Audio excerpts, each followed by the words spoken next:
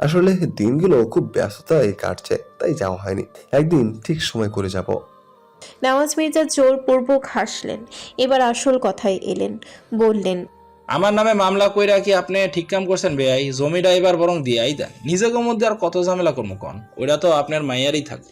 মাইয়া বিয়া দিলেও তো একটা খরচপাতি থাকে, সেটা তো হয় ওই জমি দিয়াই পোষায়া দিলেন। ফয়সাল ইসলাম ঠাট্টা স্বরূপ হাসলেন। বললেন, যৌতুক চাচ্ছেন? আমি কিন্তু যৌতুক বিরোধী লোক। মেয়ের শ্বশুর বাড়িতে যৌতুক দিতে পারবো না। তাছাড়া ইফাত কি জানে তার বাবা তার শ্বশুরের কাছে যৌতুক চাচ্ছে? থোতা মুখ ভোতা হয়ে গেল নেওয়াজ মির্জার। ফয়সাল ইসলাম পুনরায় বললেন, জমির আশা ছেড়ে দিন, আমার জমি আমি দেব না। মুখখানা মলিন হয়ে গেল নেওয়াজ মির্জার। শাসানো সুরে বলে উঠলেন, এখনো সময় আছে, ভাইবা দেখেন মাস্টার, আপনার জেদ যেন আপনার মাইয়ার জীবনের কাল না হইয়া দাঁড়ায়। মেয়ে নিয়ে এখন আর আমার চিন্তা হয় না। ইফাতের উপর সম্পূর্ণ ভরসা আছে। নিজের স্ত্রীকে সেসব বিপদ আপদ থেকেই আশা করে রক্ষা করবে। আপনি বরং সতর্ক থাকবেন। সামান্য জমির কারণে পুত্রবধূর ক্ষতি করতে গিয়ে আবার না ছেলের চোখে খারাপ হয়ে যান, আবার না হারাতে হয় ছেলেকে। হতবম্ব হয়ে দাঁড়িয়ে রইলেন নেওয়াজ মির্জা। মৃদু হেসে স্থান ত্যাগ করলেন ফয়সাল ইসলাম।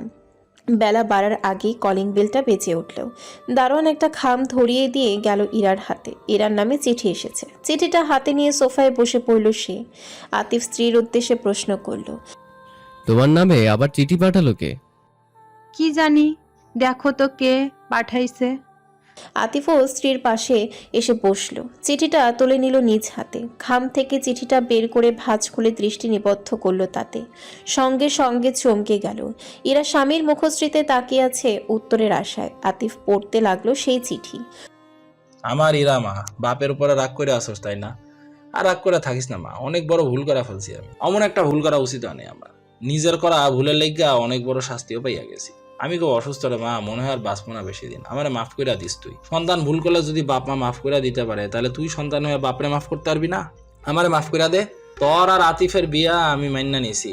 জামাইয়ের লইয়া বাড়িতে আয় একবার, শেষ দেখাটা দেখা যা আমারে। ইতি তোর ক্ষমা প্রার্থী পাষাণ বাপ।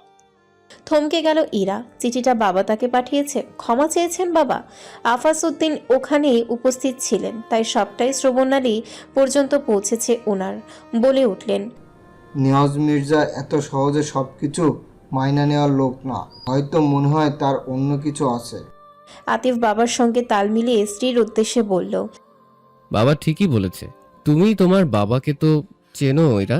তোমার কি মনে হয় এত সহজে উনি সবকিছু মেনে নেবেন? এই যে তুমি পালিয়ে এসেছো শুনে লোক দিয়ে আমাদের ঘর ভাঙলো, আমার বাবাকে অপমান করলো, এমনকি পুরো গ্রামে তোমার পালানোর কথাটা জানাজানি হয়ে গেছে, যার কারণে উনার সম্মান হানি হয়েছে। এসবের পরেও এত সহজে ছেড়ে দিবেন আমায়? আতিফের কথা ফেলে দেওয়ার মতো নয়। ইরা বসা থেকে উঠে দাঁড়ালো। বলল, আমিও বিশ্বাস করি না আব্বারে। ওই বাড়িতে আমার আর ফেরার ইচ্ছা নাই, তাই চিন্তা করো না তুমি। কথাটা বলে ঘরে চলে গেল ইরা। চিন্তা করতে না চাইলেও আপনা আপনি মনে চিন্তার উদয় হলো আতিফের। চিন্তিত কণ্ঠে বলল, আমাদের ঠিকানা উনি পেলেন কোথায়? কিভাবে জানলেন এরা আমার কাছে আছে? আমি যে ইরাকে বিয়ে করেছি তাও বা জানলেন কি করে? আফাসউদ্দিন দীর্ঘশ্বাস ফেলে বললেন, মনে হয় লোক লাগাইছে পিছে। মির্জা বাড়ির একমাত্র মাইয়া বিয়ে করছো, অথচ ভোগান্তি পাইবা না, তা তো কেমনে হয়? ভোগ এখন। আফাসউদ্দিনও ঘরে চলে গেলেন। ইরাকে এখনও ছেলের বউ হিসেবে মানতে পারেনি ওনারা। শুধু ছেলের মুখের দিকে তাকিয়ে সরাসরি কিছু বলতেও পারেন না। একই গ্রামের হওয়ায় নেওয়াজ মির্জাকে ভালো করেই চেনেন আফাজউদ্দিন। লোকটা যে সহজে ওনাদের পিছু ছাড়বে না তা আগেই বুঝতে পেরেছেন। পরীক্ষা শুরু হয়ে গেছে পায়রার। প্রচণ্ড ব্যস্ততায় কাটছে দিনগুলো। নতুন চাকরি হওয়ায় ইফাতেরও ব্যস্ততার শেষ নেই। নেওয়াজ মির্জা আজ হাজিরা দিয়ে এসেছেন থানায়। গ্রামবাসীদের করা মামলা থেকে বাঁচতে নিজেদের জন্য নামি দামি একজন উকিল ঠিক করেছেন তোফায়েল। আজ নেওয়াজ মির্জার সঙ্গে দেখা করতে এসেছেন তিনি। বসে আছেন অন্দরমহলে। বিমর দৃষ্টি ফেলে নড়চড়বিহীন ওনার ঠিক সামনেই বসে আছেন নওয়াজ মির্জা। তোফায়েল কাচুমাচু মুখ করে জিজ্ঞেস করলেন, তুমি কি আমার উপরে এমনও বেজার? না বেজারও মুখেন। যেই মার খাইছি তোমার মতো আমিও অসুস্থ আছিলাম, তাই আইতে পারি নাই। থাক, তোমার আর শাক দিয়া মাছ ডাকতে হইব না। তোমার আমি ভালো কইরাই চিনি। কেন যে এখন নাই সবই বুঝি। আমার তো শহরে আস্তানা নাই, তাই গ্রামেই থাকতে হয়। তোমার মতন তো আর দৌড় দিতে পারি না শহরে। তোমারে তো আমি কইছিলাম শহরে একটা বাড়ি কিনো, টাকা পয়সা বাক্সবন্দি কইরা রাখলে শুধুই হইব, আমি নিজে বাড়ি ঠিক করে দিতাম। দরকার নাই, আমার দাদা আর কালের বাড়ি এটা। দাদা সে জোয়ান কালে এনে আইসা জমি কিনা বাড়ি করছিল, নিজের সাম্রাজ্য তৈরি করছিল। সেই সাম্রাজ্যে আমার বাপের রাজত্ব করে গেছে, আমিও করতেছি অনেক বছর। এরপর করবো আমার পোলারা। তুমি কও এসব ফালাইয়া চলে যাইতে? মইরা গেলেও তোমার বুদ্ধিতে আমি আর কোনো কাম করবো না। তোফায়েল নিশ্চুপ হয়ে গেলেন। কিছুক্ষণ নীরবতা পালন করার পর প্রসঙ্গ বদলে বললেন, থানা পুলিশ লইয়া চিন্তা করিও না, আমি এইসব সামলায় নিব। ওসব লইয়া আর চিন্তা নাই, এখন আমার চিন্তা শুধু ইরারে লইয়া। আকবর ওর খোঁজ দিয়া গেছে, আমি ওর ঠিকানায় চিঠি পাঠাইলাম, কিন্তু এখনো পর্যন্ত কোনো উত্তরই এলো না।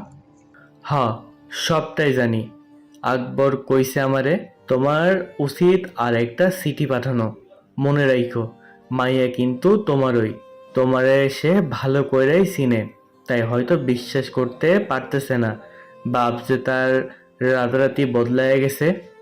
ভাবছি মাইয়ার জামাইরে মাইনা নিব, ওরা ফিরা এলে পুরা গ্রামের মানুষকে দাওয়াত দিয়া খাওয়ামু। চমকালেন তোফায়েল, বলে উঠলেন, কি কও, এত সহজে মাইনা নিবা? যাওয়ার হইয়া গেছে, মাইনা না নিয়া কি কোনো উপায় আছে? তোফায়েল আর কথা বাড়ালেন না। পূর্বের নেওয়াজ মির্জার সঙ্গে আজকের নেওয়াজ মির্জার মিল খুঁজে পাচ্ছেন না তিনি। কেমন যেন অন্যরকম লাগছে, বদলে গেছে ওনার কথাবার্তার ধরন। অবশেষে পায়রার পরীক্ষা শেষ হয়েছে। দুপুরের ভোজন শেষে বিছানায় হাত পা ছড়িয়ে ঘুমিয়ে আছে সে। পরীক্ষার চিন্তায় এতদিন ঠিকমতো ঘুমাতেও পারেনি। ঘুমানোর আগে মাকে স্পষ্ট করে জানিয়ে দিয়েছে, আমায় একদম ডাকবে না মা, আমি এখন ঘুমোবো। ঘুমে বিভোর পায়রা। ঘুমের ঘোরে অনুভব করল কেউ তার চুলে বিলি কেটে দিচ্ছে। কারো তপ্ত নিঃশ্বাসে সে আছড়ে পড়ছে চোখে মুখে। তৎক্ষণাৎ চোখ জোড়া মিলে সেই ব্যক্তিকে দেখার ইচ্ছে হলো না পায়রার। ভীষণ হালকা লাগছে মনটা। আবারও গভীর ঘুমে আচ্ছন্ন হয়ে পড়েছে সে। আচমকা হাতটা মাথা থেকে পৌঁছে গেল তার জামার ভেতরের উন্মুক্ত উদরে। ধীরে ধীরে গভীর হতে লাগলো স্পর্শগুলো। এবার আর স্থির থাকতে পারল না পায়রা। এক প্রকার লাফিয়ে উঠে গেল শোয়া থেকে। চোখ মেলে সামনের মানুষটিকে দেখতেই চমকে গেল। গলা পর্যন্ত এসে এলোমেলো বাক্যগুলো আটকে গেছে। ডান হাতটা সামনে বসে থাকা মানুষটির গালে ছোঁয়াতে কম্পিত হলো ভগ্ন হৃদয়। ঝাপটে ধরল তাকে। কিছু মুহূর্ত অতিবাহিত হতেই প্রশ্ন করল, তুই সত্যিই এসেছো? স্ত্রীর এমন কর্মকাণ্ডে মুচকি হাসল ইফাত। বলল, না তো, মনে হয় কল্পনা দেখছো। মাথা তুলে ইফাতের মুখশ্রীতে চোখ বুলালো পায়রা। কুটিয়ে কুটিয়ে পর্যবেক্ষণ করে বলল, মজা করো না তো, কখন এলে? কাল রাতেই তো বললে এখন নাকি অফিস থেকে ছুটি দেবে না, ফিরতে অনেক দেরি হবে, তাহলে এলে কি করে? এসেছে অনেকক্ষণ, এসে দেখি আমার পক্ষে ঘুমের রাজ্যে তলিয়ে গেছে।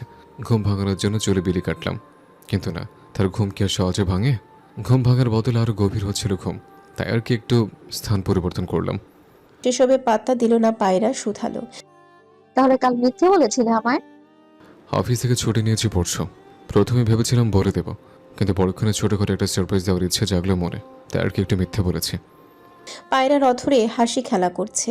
আবারও জড়িয়ে ধরল স্বামীকে। ঘুচিয়ে নিল সকল দূরত্ব। সন্তর্পণে নিঃশ্বাস ফেলল ইফাত।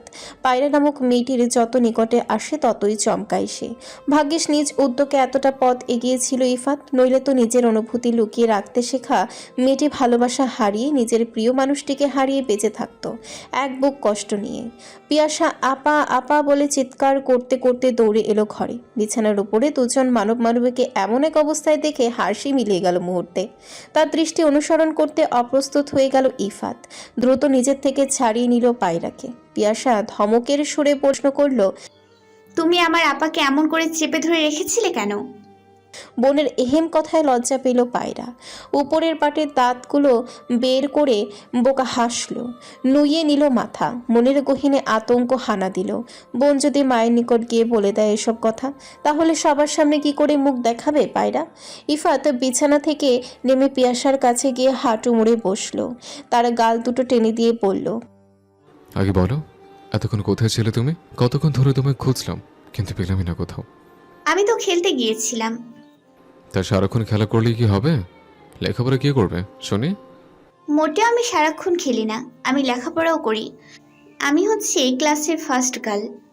বাহ, আমার শালিকা তো দেখছি খুবই ভালো ছাত্রী। পিয়াসা হেসে দিয়ে বলল, কিন্তু আপা পচে ছাত্রী। জানো আপার রোল কত? কত? 266। বলে সশব্দে হেসে দিল পিয়াসা, তার সঙ্গে তাল মেলালো ইফাত। পায়রা মুখ গোমড়া করে বলল। আরে গাধি, ওটা কলেজের ভর্তি রোল ছিল। পিয়াসা ঘোর প্রতিবাদ করে বলল। স্কুলে থাকতেও তোমার রোল অনেক বেশিই ছিল। মোটেও না, 10-এর ভেতরেই ছিল। পিয়াসা দমল না, বলে উঠল। মিথ্যে বলছো। তুই সত্য মিথ্যা কি বুঝিস? হ্যাঁ, এখনো তো প্রাইমারি গন্ডি পার হতে পারলি না, এদিকে আমি কলেজ শেষ করে ফেলেছি, বুঝেছিস? তোমার মতো যদি আগে জন্মাতাম তাহলে আমিও শেষ করতাম। তাহলে জন্মাসনি কেন? কে জন্মাতে নিষেধ করেছিল? দুই বোনের ঝগড়া দেখে নিঃশব্দে হাসছে ইফাত। একবার পায়রার দিকে তো আরেকবার পিয়াসার দিকে ঘাড় ঘুরিয়ে তাকাচ্ছে। এবার হাফ ছেড়ে যেন বাঁচল সে। বিড়বিড় করে বলল। যাক, এখনকার মতো পরিস্থিতিতেও সামালতেও গেল। পায়রাকে নিয়ে মির্জাবাড়ি ফিরে এসেছে ইফাত। শহর থেকে ফিরেই সোজা সে গিয়েছিল শ্বশুরবাড়ির স্ত্রীর নিকট। ছেলেকে দেখে খুশি হলেন ইসম তারা। ছেলের সঙ্গে পুত্রবধূকে দেখে আবারও মিলিয়ে গেল সেই হাসি, ভাঁজ পড়ল ললাটে। ছেলের উদ্দেশ্যে প্রশ্ন করলেন। অয়তর লাগে কেন?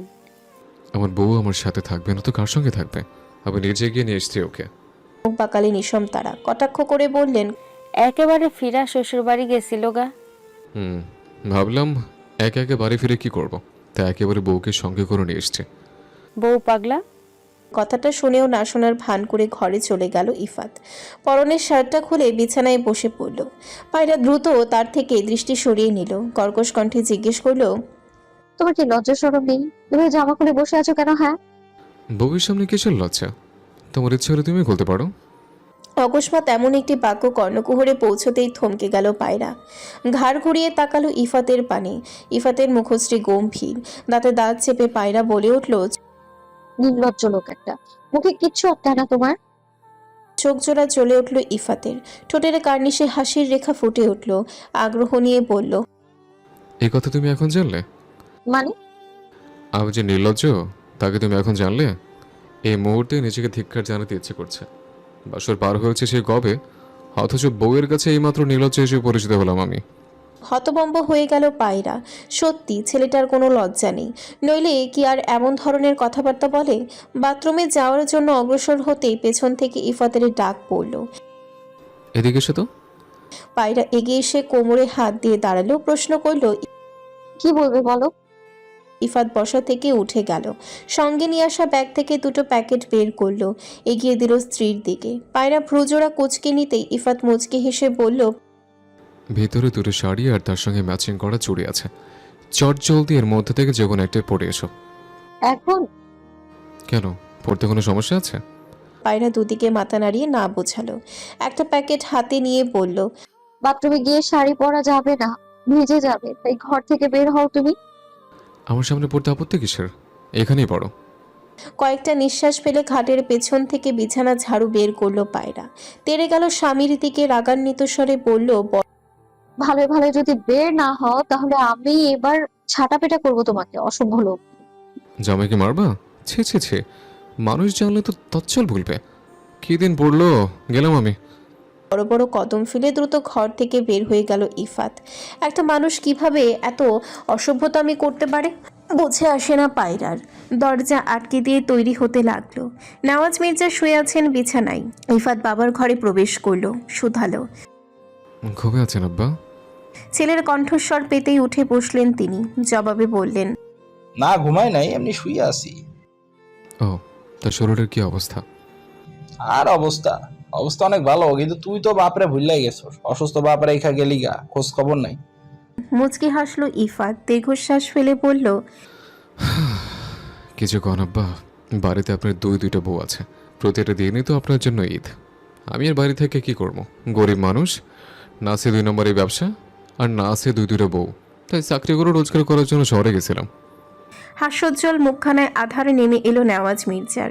ছেলে ওনাকে জায়গা মতো খোঁচা দিয়ে দিয়েছে। দীর্ঘশ্বাস ফেললেন তিনি। মাথায় প্রশ্ন এলো। জীবনে 2টা বিয়ে করে কি ভুল করলাম আমি?